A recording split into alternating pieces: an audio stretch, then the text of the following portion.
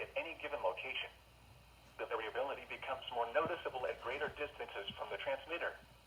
To provide the most consistent warning service possible, the warning alarm will be activated for warnings, selected watches, and other environmental emergencies affecting the following North Carolina counties: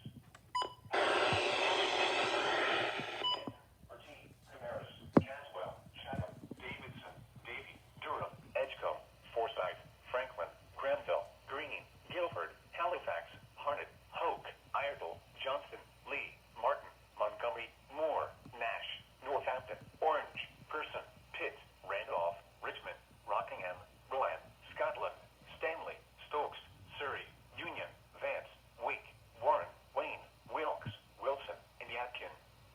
The warning alarm will also be activated for the following counties in South Carolina: Chesterfield and Marlborough, and the following counties in Virginia: Brunswick, Carroll, Grayson, Henry, Mecklenburg, Patrick, and Pittsylvania.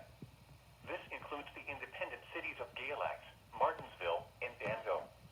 Repeating, the National Weather Service has just activated the public warning alarm tone in the test of the Weather Radio's warning alarm system.